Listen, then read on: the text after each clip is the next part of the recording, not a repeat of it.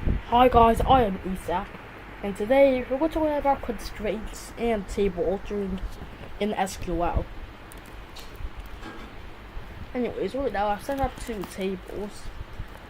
So this is one of them, and this is the next one. Alright.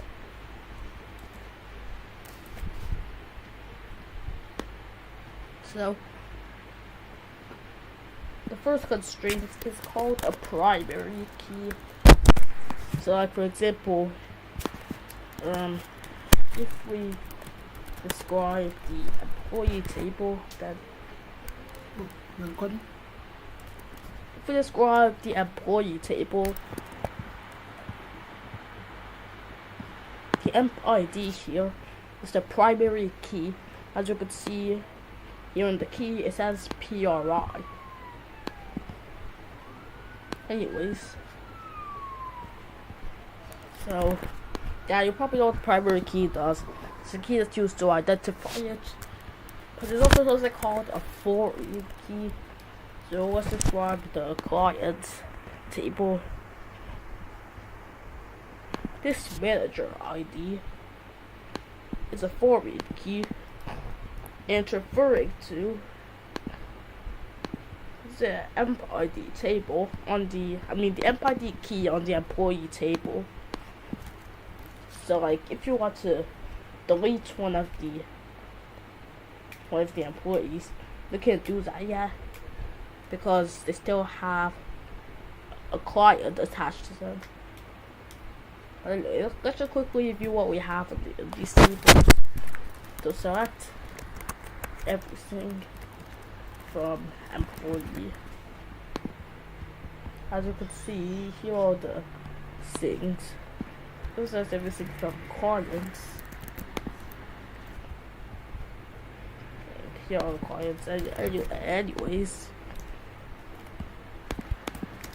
So anyways, let me just open this table here. So we can alter tables. So let's just create a new table called test table.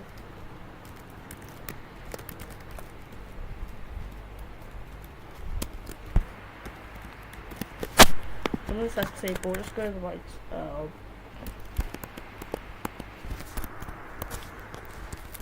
name, ID int primary key, I guess. That's how we created that table.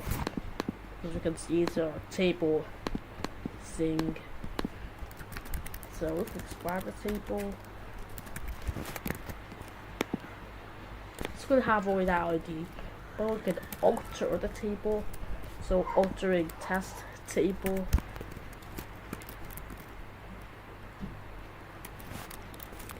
Alter table, test table, add. So let's say we're going to add a name. It's going to be a varchar. It's going to be the 40. Let's run the code. And now let's describe test table. So now when we describe it, we're going to see the new name varchar that we put there. Anyways, if we even remove things, we're going to say alter table test underscore table remove ID.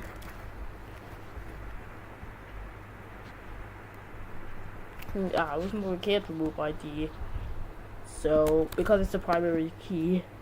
So let's just remove the name that we just added here. Oh yeah, it's not supposed to be removed. It's supposed to be drop ID, just like how you drop tables. So now let's run the script and let's describe test table again.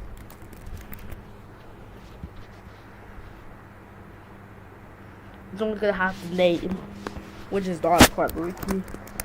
Anyways, so the last thing we're gonna do is just gonna do some queries here on these tables we have. So let's just start with select everything from employee. So no, let's select everything from clients. Right, so as you can see, two of the clients here have LLC in them. What if we want to select one with only LLC? Then we can use these things called wildcards. So we could activate these or something like basic like. Right, so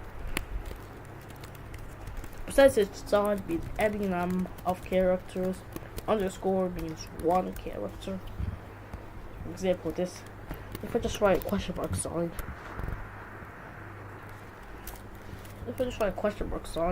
then that means, so I'm just gonna say where Clyde name, like so. If I just write this, it's gonna show everything because like it's gonna be any number of characters.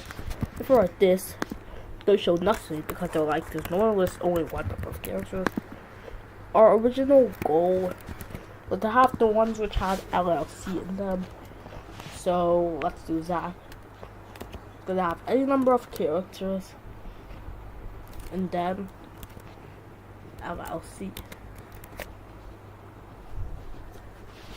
As you can see, it's only two LLC for these. So let's say if we're gonna select the 5 months. With the average of the client monthly sales or something like that.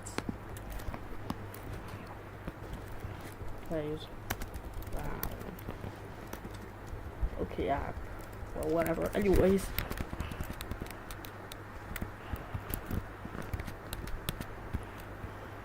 So, let's just return it back to the percentage sign.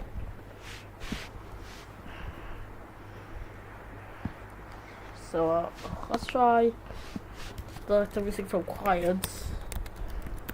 Where client monthly sales is greater than 4,000. As you can see, it shows only two of them. But let's say we want to find out the total of the monthly sales the clients are getting. So let's see, so that's client monthly sales.